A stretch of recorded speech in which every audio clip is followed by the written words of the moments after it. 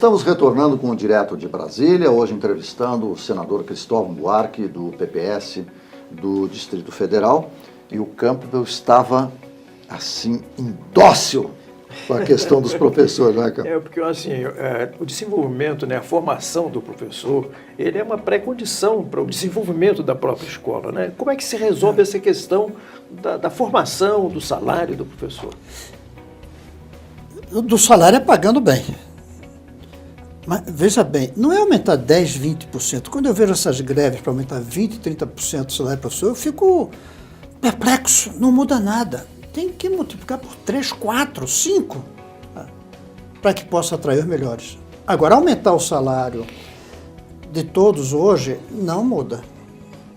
Você tem que aumentar o salário para poder atrair os melhores quadros. Eu vou muito à escola e eu pergunto, o que é que você quer ser? Eu só vejo do terceiro ano do ensino médio. Médico, engenheiro, procurador, está na moda. Fazer concurso. Professor, não tem. Estou falando nas boas escolas. Não tem. Não tem que ser. Mas tem que ser um professor diferente. Tem que ser um professor diferente, tecnicamente capaz de usar os mais modernos equipamentos. Tem que saber como usar lousa inteligente e não mais quadro negro. Tem que saber como dialogar com a criança, o aluno, sabendo que o Google sabe mais do que o professor. Então ele tem que conviver com o Google. E ele não pode ser acomodado. Por isso, a estabilidade plena, eu vou diferenciar a estabilidade plena da estabilidade necessária, política. A estabilidade política é o seguinte, o professor não pode ser demitido pelo presidente, pelo governador, pelo prefeito, por ninguém. Mas ele não fica se ele não demonstrar... Mas, senador, gostaria de fazer uma parte. Mas também não pode ser diretor só porque é de determinado partido. Não, isso é um absurdo. A eleição, qual é a minha proposta sempre? Você tem que ter uma escola para formar diretores de escola, gestores. Com o diploma de gestor, aí você pode submeter a uma escolha pelos seus colegas. Porque também só ter um gestor não adianta, porque se ele não é capaz de se relacionar bem, ele não vai ser um bom diretor. Então, eu respeito a ideia da seleção do diretor pelos professores, desde que ele seja escolhido depois de ter ganho um diploma de gestor. E segundo, ele poder ser demitido se não estiver trabalhando bem. Na justiça, o senhor acha que também poderia ser assim, entre os pares, uma decisão, uma escolha, ao invés de, por exemplo, no ministro do Supremo Tribunal ser decidido pelo presidente da República? Eu apresentei... Estamos falando de outras... Eu apresentei uma proposta de mudança da maneira de escolher o ministro do Supremo. Os próprios ministros indicam o nome, os ministros dos superiores. Então, STF, STJ, eles indicam o nome. O Ministério Público indica o nome. Eu coloquei a OAB, que corporativiza um pouco, é verdade, indica o nome. São 6. Esses 6 nomes vão para o presidente. O presidente escolhe 3, não escolhe 1. Esses 3 vão para o Senado. Aí o Senado faz sabatina com os 3, para depois escolher 1. Aí sim, aí você misturou a presidência, o próprio Poder Judiciário. Sim, a Câmara indicaria 1 também, a Câmara de Deputados. Mas o Executivo olharia o quê? Meritocracia? Ou... Deveria ser meritocracia, mas mesmo que eles não... A meritocracia seria antes. Uhum. Depois seria a As política. As categorias têm que indicar bem, né? Tem que indicar bem. Mas você trouxe um problema que talvez seja o mais grave do Brasil. É a falta de meritocracia, porque as esquerdas no Brasil, ao corporativizarem o processo social, fizeram com que mérito seja um palavrão. Na universidade hoje, estatal, você fala em meritocracia, você é visto como um ditador, como um autoritário. Fascista. Gente, se eu amo uma coisa, eu quero mérito. Tem que ter. Quem não quer mérito na seleção brasileira de futebol? Por que um técnico é demitido quando perde 2 jogos seguidos? E um professor pode ficar 20 anos sem dar aula, relaxado, os alunos não aprendendo nada.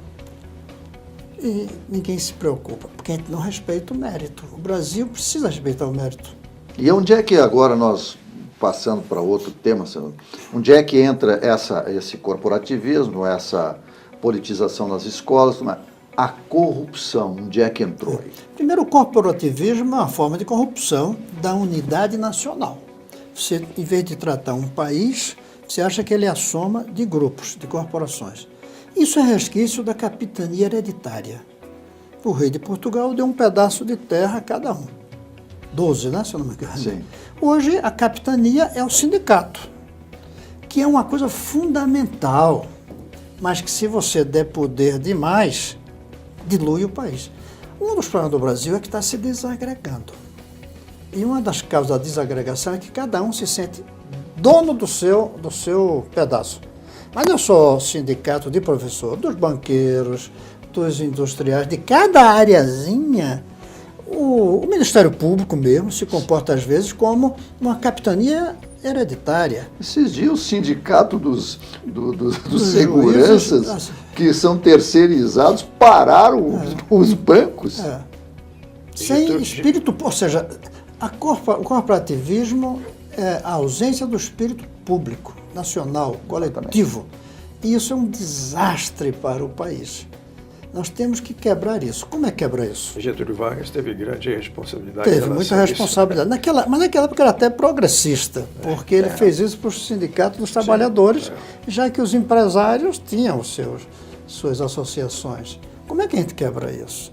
Claro, tem a maneira que nenhum de nós quer, o fascismo. Na Itália, o corporativo funcionava bem.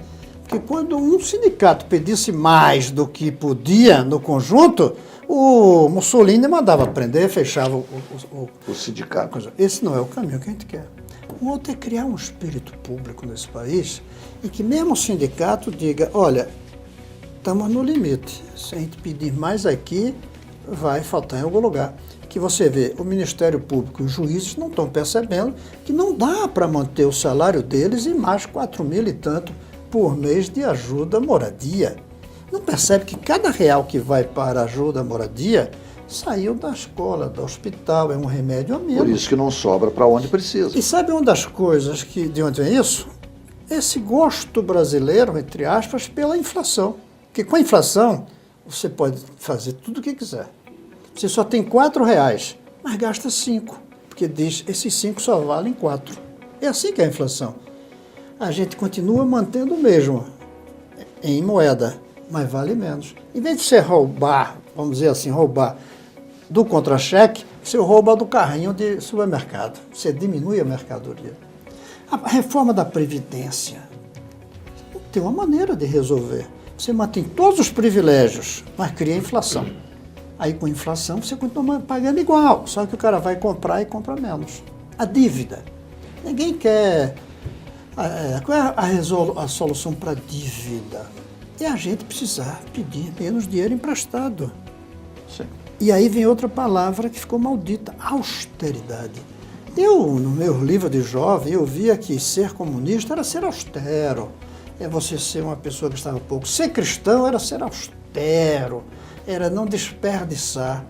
Hoje a esquerda diz que ser austero é ser fascista. Fascista. E só tem uma maneira de não haver austeridade de acordo com os recursos disponíveis. É você impedir de uma maneira violenta ou mudar a mente. Por isso é a educação. Nós vamos fazer um rápido intervalo, temos ainda mais um bloco do nosso programa, e aí nós queremos pontuar estas duas questões. Corrupção e essa situação que o país hoje está vivendo, dos julgamentos, da politização do judiciário, todas essas questões que estão aí nas manchetes dos jornais e são a nossa pauta também. Já voltamos.